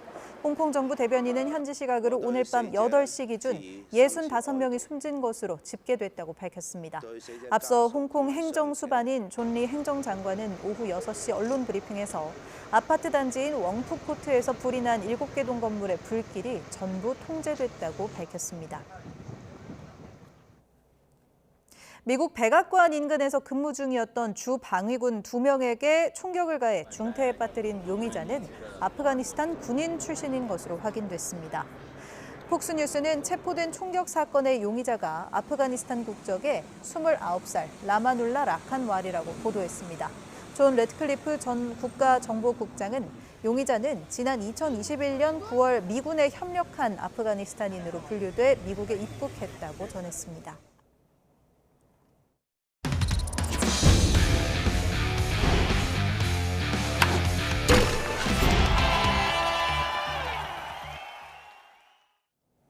자유계약 선수 시장에서 투수 최대어로 꼽혔던 이영하 선수가 두산에 남기로 했습니다. 두산은 FA 이영하와 4년 최고 52억 원에 계약했다고 밝혔습니다. 두산은 김원형 신임 감독으로부터 내부 FA 투수들을 잡아달라는 요청을 받고 적극 공세를 펼쳐왔습니다. 지금 스토브리그에선 최형우 선수가 기아에 남느냐 삼성으로 돌아가느냐가 초미의 관심입니다. 여기에 강민호, 양현종, 손아섭까지 충분한 경쟁력을 보여준 이른바 최강 양손 네 베테랑을 둘러싸고 구단들의 밀고 당기기가 치열합니다. 보도에 이정미 기자입니다. 올 시즌 133경기 출전에 3할 타율, 홈런 24개를 치며 KBO 역사상 4번째로 400홈런을 기록한 주인공. 400홈런이란 게 홈런이라서 그런 게 아니라 그래도 지금까지 꾸준히 해와서 누적된 쌓인 홈런? 뭐 이렇게 생각이 들어서 그래도 제 자신한테 좀 뿌듯하긴 합니다. 42의 최영우입니다. 부록인 만큼 기아에 남아 명예로운 마무리를 할 거란 전망이 우세했지만 친정팀 삼성이 뛰어들었습니다. 최영우 선수 아내가 SNS에 오래된 사이일수록 더 잘해야 한다는 책 페이지를 올린 데다 삼성과 30억 계약 성사 보도까지 나오면서 반전 분위기도 감지됩니다. 일단 아내는 FA 관련한 글이 아니었다고 부인했습니다. 삼성도 아직 확정이 아니라고 해명했지만 기아가 제시할 수 있는 금액이 충분하지 않은 건 사실입니다. 영구 결번 0순위로 기아에 남을 게 예상되는 양현종 역시 셀러리캡 안에서 잡아야 하기 때문입니다. 여기에 삼성 강민호와 한화 손아섭까지 아직 최종 결론이 나오지 않은 FA 대여 최강 양손은 모두 이례적으로 노장들입니다. 나이에 비해 과한 금액 경쟁이라는 지적도 나오지만 젊은 선수 못지않은 경기력과 베테랑의 존재감 덕에 스토브리그는 마지막까지 달아오르고 있습니다. YTN 이정미입니다. 이승엽 전 두산 베어스 감독이 선수 시절 뛰었던 일본 프로야구 요미우리 자이언츠 코치에 선임됐습니다. 일본 언론은 요미우리 구단이 내년 1년 동안 1군 타격 코치로 이승엽 전 감독을 선임했다고 보도했습니다. 이 전 감독은 이달 초 요미우리 가을 캠프에서 임시 코치로 일하면서 정식 제안을 받은 것으로 알려졌습니다. 프로배구 한국도로공사가 10연승으로 선두 질주를 이어갔습니다. 도로공사는 페퍼저축은행과의 홈경기에서 세트 점수 3대 0으로 이겼습니다. 이로써 1라운드에서 유일한 패배를 안긴 페퍼저축은행을 2라운드에서 꺾으며 올 시즌 모든 구단을 상대로 승리했습니다. 2위 현대건설과의 승점차를 11로 벌린 도로공사는 연속해서 3경기 더 승리하면 구단 최다 연승 기록도 갈아치웁니다. OK저축은행 신영철 감독은 V리그 사령탑으로는 처음으로 300승 고지를 밟았습니다. OK저축은행은 삼성화재를 세트 점수 3대 0으로 꺾고 2연패에서 벗어났습니다. 이날 사령탑으로 533번째 경기에 나선 신영철 감독은 300승이라는 금자탑도 쌓았습니다.